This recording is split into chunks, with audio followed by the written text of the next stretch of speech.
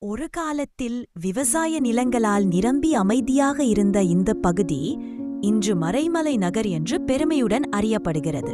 தமிழறிஞர் மறைமலை அடிகள் அவர்களின் பெயரில் உருவான இந்த திட்டமிடப்பட்ட நகரம் சென்னையின் தெற்கு எல்லையில் வளர்ந்த புதிய எதிர்காலத்தின் முதல் படியாக மாறியது.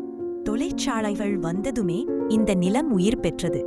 ஆட்டோமொபைல் உற்பத்தி நிறுவனங்கள் ஆயிரக்கணக்கான மக்களுக்கு வேலை, நம்பிக்கை மற்றும் முன்னேற்றத்தை கொடுத்தன. ஒவ்வொரு காலை தொழிற்சாலை சைரனொலி, ரயின் சக்கர ஓசையுடன் கலந்த இந்த நகரம் எப்போதும் ஓடிக்கொண்டிருப்பது போல் தோன்றும்.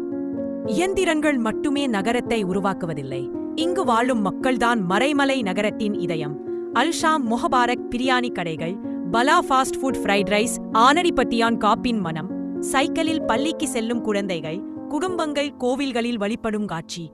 வளர்ச்சி அதிகரித்தாலும் இயற்கை இங்கு தனது இடத்தை தக்க வைத்துக் கொண்டிருக்கிறது. காலையில் பனி படர்ந்த சாலை, சூரிய உதயத்தில் மெதுவாக ஒளிரும் கொண்டாங்கி ஏரிகள், பச்சை தாவரங்களால் சூழ்ந்த நிலங்கள், மறைமலை நிறுவனங்களிலும் saint Joseph school, JRK school, Sivananda ஒரு புதிய தலைமுறை உருவாகிக் கொண்டிருக்கிறது. தொழில்துறையை நோக்கி செல்லும் வழியில் மாணவர்கள் மெருகேற்றி முன்னேறுகிறார்கள். இவர்கள்தான் நாளைய மறைமலை நகரத்தின் ஆதார தூண்கள். GST ரோடு நகரின் இதயமாக ஓடுகிறது.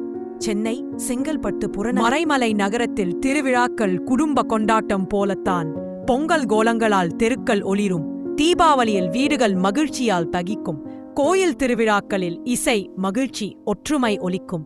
பழமைக்குப் பெருமை, புதிய வாழ்வுக்கு வரவேற்பு. சூரியன் மறையும் வேளையில் தொழிற்சாலையிலிருந்து வீடு திரும்பும் மக்கள், ரயில் பாதையில் ஓடும் ஒளியாட்டம், மெதுவாக அமைதியாகும் சாலை, இவை அனைத்தும் சேர்ந்து ஒரு செய்தியை சொல்கின்றன.